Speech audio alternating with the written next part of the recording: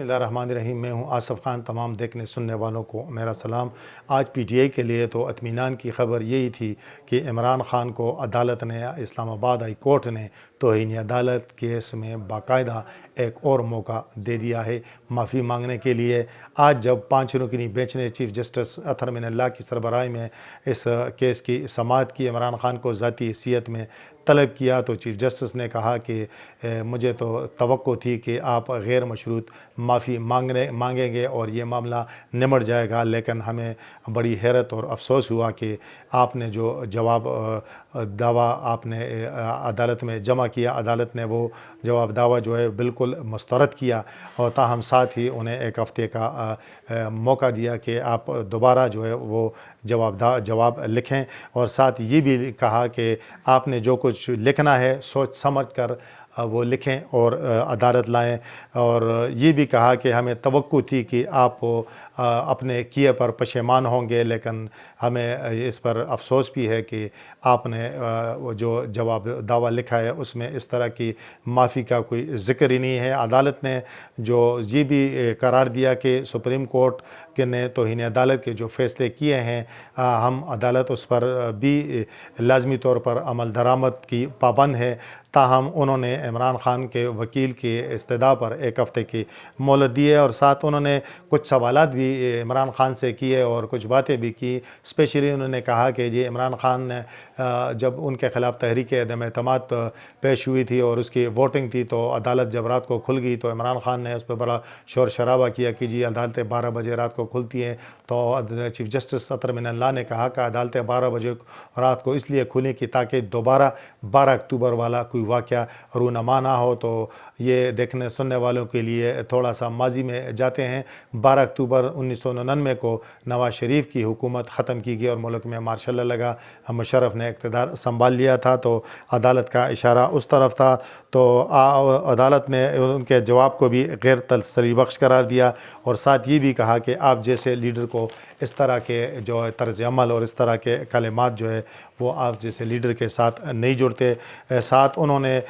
بہت سارے اور معاملات پر بھی عمران خان سے سوالات کیے، تاہم صبح بھی ہم نے اس پر بات کی تھی کہ عمران خان نے کل جو عدالت میں جواب جمع کیا تھا اپنے جو شوکاز نوٹس کے جواب میں، تو اس میں کہیں بھی معافی مانگنے کا یا معذرت کا یا اس طرح کا کوئی تذکرہ ہی نہیں تھا، بلکہ یہ ایک جملہ ضرور تھا کہ عدالت اگر یہ سمجھتی ہے کہ کوئی دھمکی سے کوئی توہین عدالت کا شائبہ نکلتا ہے تو عمران خان اپنے وہ الفاظ واپس لینے کو تیار ہے۔ تاہم اسی جو جواب تھا عمران خان کے، اس نے بہت سارے تکنیکی قسم کے سوالات اٹھائے، سو موٹو ایکشن پر بھی اعتراض کیا، عدالت کے دائرہ اختیار پر بھی اعتراض کیا، رجسٹرار کو یہ معاملہ آگے بڑھانے پر بھی اعتراض کیا، اور یہ بھی اعتراض اٹھایا کہ جن ججز صاحبان نے یہ ذہن پہلے سے تیار کیا ہے کہ یہ توہین عدالت ہے، تو انہیں اس چیز سے مقدمے سے ان کا یہ استدلال تھا کہ پیچھے ہٹنا چاہیے۔ تو یقیناً اس کو تو غیر مشروط معافی یا اس کو کچھ نہیں کہا جا سکتا۔ اس میں تو یہی لگ رہا تھا کہ شاید عمران خان اس بات پر آج بھی اور ان کے جو اسپیشلی لیگل ٹیم میں بضد ہے کہ عمران خان نے کوئی توہین عدالت نہیں کی، کوئی دھمکی نہیں دی، اور یہ ہے کہ وہ دلائل دے کر یہ ثابت کرنا چاہتے ہیں۔ تو چیف جسٹس نے عمران خان سے یہ کہا کہ آپ کی لاکھوں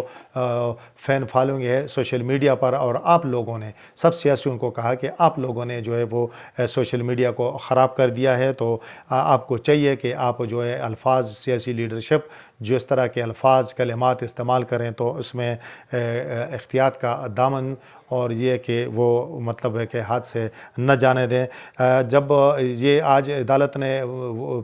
پی ٹی آئی کو 1 ہفتے کا ٹائم دیا تو اس پر مسلم لیگ نے سخت اعتراضات بھی کیے، اور جو وفاقی وزیر قانون اعظم نذیر تارڑ ہے تو انہوں نے کہا کہ آج ہمیں حیرت ہوئی، عدالت نے بالکل نرم رویہ اختیار کیا جو کہ ہمیں عجیب لگا۔ مسلم لیگ نون نے کہا کہ یہ الزام لگایا کہ عدلیہ جو ہے لاڈلے کو ڈھیل دے رہی ہے، اور مریم نواز نے تو یہاں تک کہا کہ میں نے پہلے کہا تھا نواز شریف کے ساتھ زیادتی ہوئی ہے، جو میزان ہے جو ترازو ہے وہ بالکل مساوی نہیں ہے۔ یہ تو ان کا ذاتی ایک استدلال ہے جو ہم نے آپ کے ساتھ پیش کر دیا۔ اب سوال یہ پیدا ہوتا ہے کہ عمران خان اگلی تاریخ پر کیا اس خاتون جج کو جو دھمکی دی اس پر معافی مانگیں گے، اور اگر مانگیں گے تو عدالت کیا انہیں معاف کرے گی، کیونکہ بعد میں بھی فیصلے کا اختیار عدالت کے پاس ہے۔ دوسرا، ماضی کی طرف نظر دوڑائیں تو یوسف رضا گیلانی، دانیال عزیز، طلال چودھری اور نہال ہاشمی جو ہے وہ تو انہیں عدالت کی سزا اور خمیازہ نااہلی بھگت چکے ہیں، تو اس وقت یقیناً پی ٹی آئی نے اس پر کافی خوشی کا اظہار بھی کیا تھا، لیکن آج عمران خان کو اسی صورتحال کا سامنا ہے۔ تو اب مسلم لیگ نون جو کچھ کہے، باقی لوگ ناقدین اور جو بھی کہیں، لیکن عدالت ہوتی ہے، اور یقیناً عمران خان نے اگر توہین کی ہے تو عدالت کی ہے، تو کسی اور کی نہیں کی، اور عدلیہ اگر انہیں معاف کرتی ہے، عمران خان غیر مشروط معافی مانگتے ہیں، تو یہ عدلیہ کے دائرہ اختیار بھی ہے، اور عدلیہ کے پاس یہ باقی کسی کا ڈومین نہیں ہے کہ اس پر تبصرہ تو کر سکتے ہیں، لیکن معافی کا اختیار بہرحال عدالتوں کو ہی ہے۔ تو اس طرح کے معاملات میں چاہیے تو یہ ہے کہ اس طرح کے معاملات سیاستدانوں کی طرف سے ان کو اس طرح کے حالات کا سامنا ہی نہ کرنا پڑے، اور وہ اپنے لب و لہجہ درست کریں۔ لیکن کہ اس طرح کے معاملات میں اگر پہلے بھی کسی کو نااہلی کی سزا ہوئی ہے، یا اب اگر کوئی نااہل ہوتا ہے، تو یقیناً اس سے کسی کو فائدہ نہیں ہے۔ اگر سیاستدان جو ہے وہ اپنے رویوں اور اپنے جو طور طریقوں میں تبدیلی لائیں اور سیاست میں اقدار کو فروغ دیں، بجائے ایک دوسرے کے پر کیچڑ اچالنے کے اور عدلیہ پر اور دیگر جو ادارے ہیں بلکہ فوج پر وار کرنے کے، تو یہ ان کے حق میں بھی بہتر ہے، جمہوریت کے لیے بھی بہتر ہے، اور اس سے ایک اچھا ماحول پروان چڑھ سکے گا۔ اس وقت تک کے لیے اتنا ہی۔ اللہ حافظ۔